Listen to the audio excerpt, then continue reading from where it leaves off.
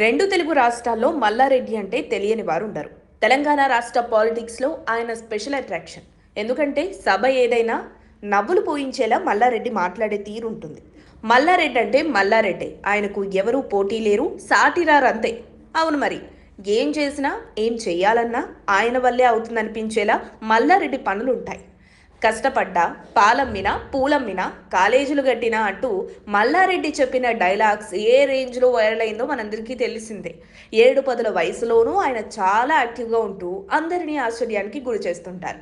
Dance వేస్తారు, పాట పాడతారు, ఆటలాడుతూ ప్రత్యర్థులపై తనదైన శైలిలో మాటల తూటాలు పేల్చుతారు.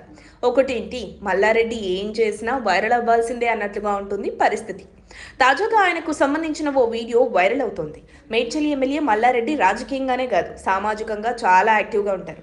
వివిధ కార్యక్రమాల్లో పాల్గొంటూ తనదైన శైలిలో సందడి చేస్తుంటారు. తాజాగా మేడ్చల్ నియోజకవర్గం మూడుచింతలపల్లి పురపాలక పరిధి జగన్గూడ గ్రామంలో ఆటల పోటీలు నిర్వహించారు.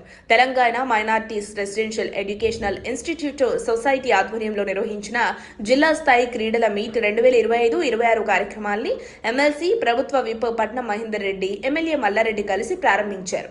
ఈ సందర్భంగా ఎమ్మెల్యే మల్లారెడ్డి సైతం ఆటల్లో పాల్గొన్నారు. విద్యార్థులతో కలిసి కబడ్డీ ఆడారు. కబడ్డీ కబడ్డీ అంటూ కూతకు వెళ్లిన మల్లారెడ్డి విద్యార్థులు పట్టుకొని అవుట్ చేశారు. మల్లారెడ్డి తన ఆటతో విద్యార్థుల్లో మరింత ఉత్సాహాన్ని పెంచారు.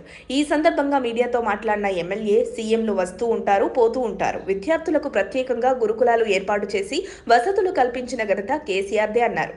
మరోవైపు ఒకానొక సందర్భంలో నాడు అసెంబ్లీ, పార్లమెంటు, నేడు పంచాయతీ ఫలితాలపై స్పందిస్తూ ఏదేమైనా కాంగ్రెస్ లో రేవంత్ గ్రేట్ అంటూ మల్లారెడ్డి సీఎం రేవంత్ నాయకత్వంపై పొగడ్తలు గుప్పించారు.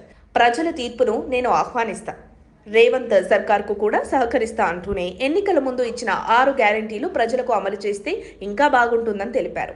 మా మేడ్చల్ జిల్లాలో అయితే మా అభివృద్ధికి ఫిదా అయిన ప్రజానికం లోక్సభ ఎన్నికల్లో అధికార కాంగ్రెస్కు ఒక్క సీటు కూడా గెలిపించలేదని తెలిపారు.